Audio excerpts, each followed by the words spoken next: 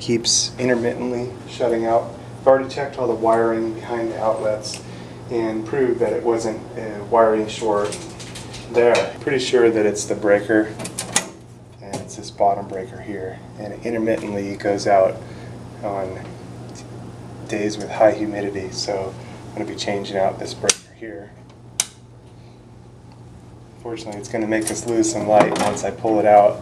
Now, just for instructional purposes, I'm showing you this live, but I want to say that it's a lot better that if you actually turn the sub-panel breaker off completely. That gives power to the unit, much safer, but for instructional purposes, I'm showing you this way.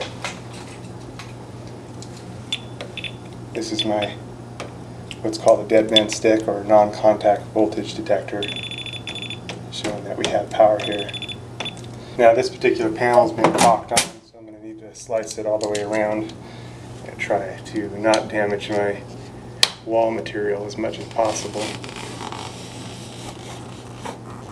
But I'm going to need to cut it all the way around so that we can pull the panel off.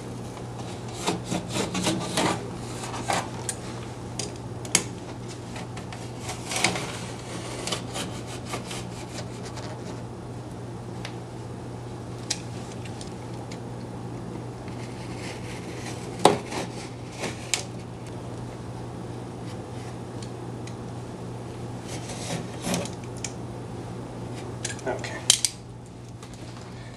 Now it's got 4 screws that hold it in place so that we can pull the front panel off.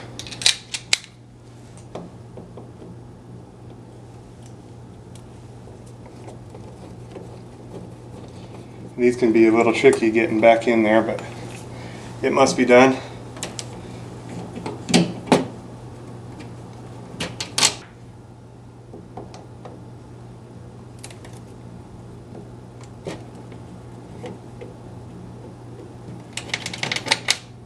You can see these have a slot that inserts in before the threads actually start.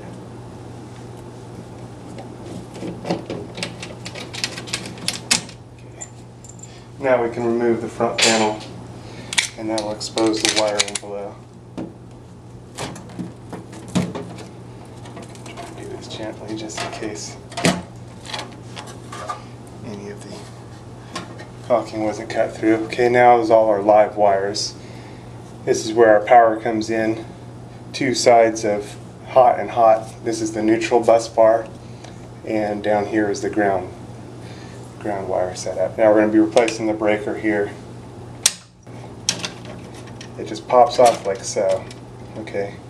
Now we had power on this side before, and now once we've disconnected from the bus bar, now there's no power left on this side. If you look on these, we're hot on this side.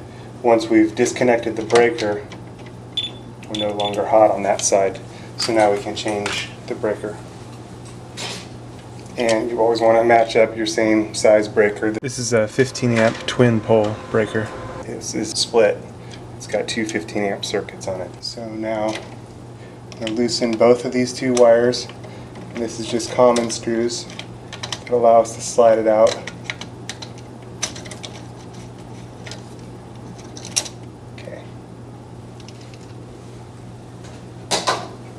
Now we're going to be replacing it with our new outlet, with our new breaker here.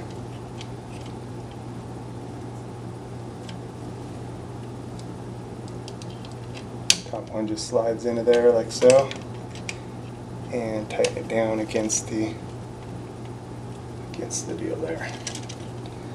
Same with the other one.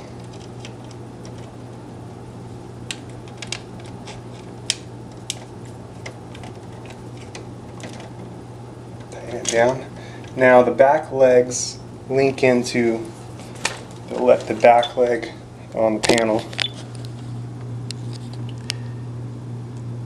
You can see there the little notch at the back.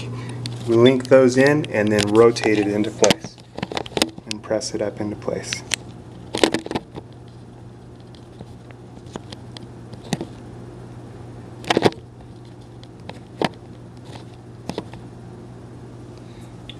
Okay, so it's just like so.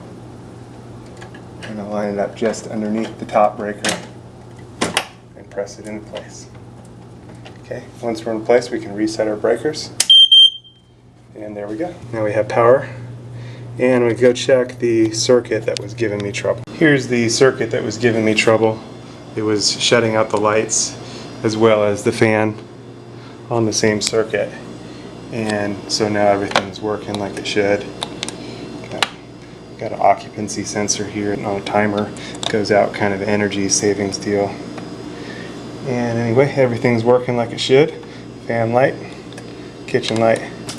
Good to go. So that was our breaker. So now I'm just going to put the panel back and everything's back to normal. Now it's going to be putting the panel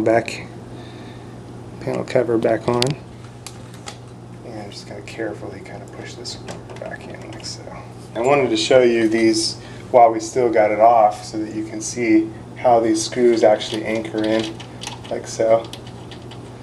So it's a little tricky to get it on. You can't really see back there once you hold your panel up. Here goes our panel. Carefully hold this in place. Kind of use your old lines to line things up. Match it up. If you're lucky, everything will go in smooth. But every once in a while, these can be really tricky to get lined up.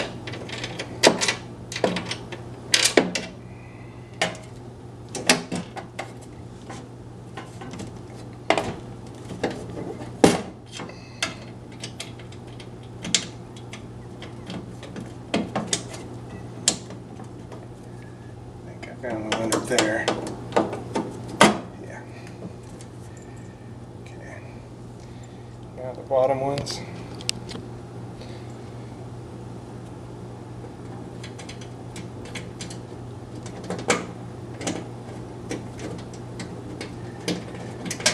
And these can be really stubborn.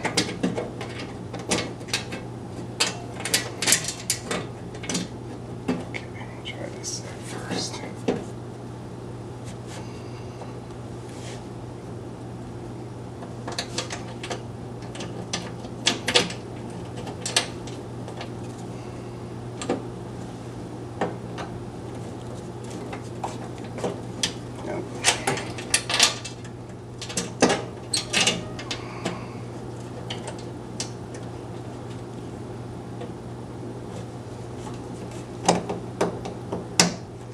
Yay, there's that side.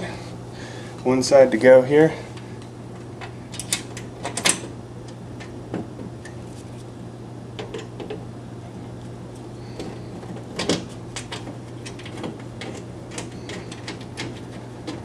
All right.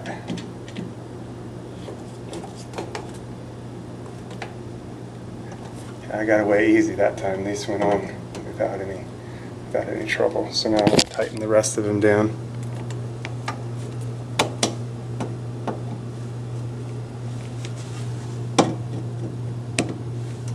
I like to set them all vertical if possible. There we go. There's our new panel in place. Everything's good to go. Set it back and we're all set.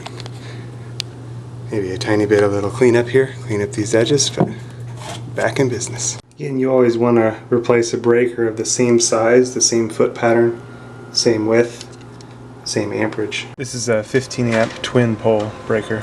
And you also want to make sure that it's for your particular type of wiring. This one, see how it says, I don't know if you can see it on the camera, but CUAL, you can use it for copper or aluminum. Looking at our old breaker here, you can see how wide the spread is on the foot here. So it could have just been a matter of it wearing out there. Usually the feet there are clamped a lot closer together, so it actually clamps on the post. And this one seems to have lost its springiness of a connection, so that could be why it wasn't working properly. So we're good to go.